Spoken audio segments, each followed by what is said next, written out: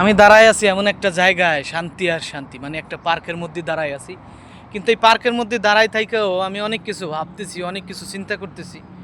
এই যে জাতীয় নির্বাচন আসতেছে 2024 সালে, স্বৈরশাসককে হটাইয়া ছাত্ররা, জনগণ সবাই মিলে আন্দোলনের মাধ্যমে স্বৈরশাসককে দেশ ছাড়া করলো, নতুন একটা বাংলাদেশ আমাদেরকে উপহার দিল। সেই বাংলাদেশে তত্ত্বাবধায়ক সরকার হইল, তাই না? অন্তর্বর্তীকালীন সরকার না কি কয়, অন্তর্বর্তীকালীন সরকার। যাই হোক, এই অন্তর্বর্তীকালীন সরকার কিটা হইল? ডক্টর ইউনূস সাহেব হইল। ডক্টর ইউনূস সাহেবকে বানানো হইল। সেই ডক্টর ইউনূস সাহেব আমাদের দেশটাকে চালাচ্ছে। তিনি যে সমস্ত পদক্ষেপগুলো নিয়েছিল, দেশটাকে সুন্দর একটি জায়গায় নিয়ে যাওয়ার জন্য সে প্রস্তুত হয়েছিল।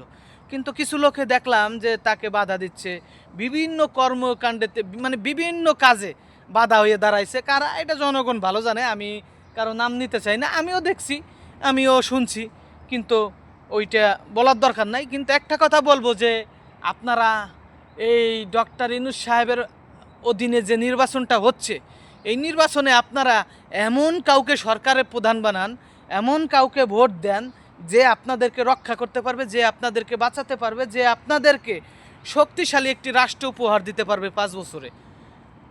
আপনারা আপনার ভোট আপনি দিবেন, যাকে খুশি তাকে দিবেন। তবে একটা কথা আছে, টাকা খাইয়ে ভোট দিয়ে নিজের মূল্যবান ভোটটাকে নষ্ট করে রাষ্ট্রকে বিপদে ফেলেন না, নিজে বিপদে পড়েন না। আপনার রাষ্ট্র একটা স্বাধীন দেশ, অনেক জায়গাতে হুমকি আসে, অথচ সেই স্বাধীন দেশটাকে রক্ষা করার জন্য কিছুই নাই। কিন্তু আমাদের স্বাধীনতার পরের থেকেই পর্যন্ত যে সমস্ত সরকার আছে, সবাই চুরি করে, ডাহাতি করে বিদেশে পাচার করছে। এই জন্য বলতেছি, 17 বছরে যে অধিকার পান নাই, 17 বছরে যে শক্তি পান নাই, সেই শক্তি, সেই অধিকার এখন পাইছেন। এখন কি করতে হবে?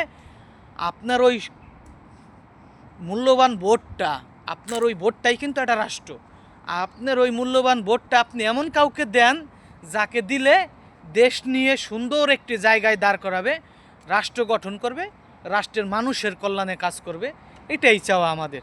তো আপনার ভোট আপনি দিবেন, যাকে খুশি তাকে দিবেন, তবে টাকা খেয়ে ভোট দিবেন না। আপনার ভোটটা ওই ব্যক্তিকে দেন, যেই ব্যক্তি আপনার জন্য, আপনার রাষ্ট্রের জন্য কাজ করবে। সবাই ভালো থাকবেন, সুস্থ থাকবেন।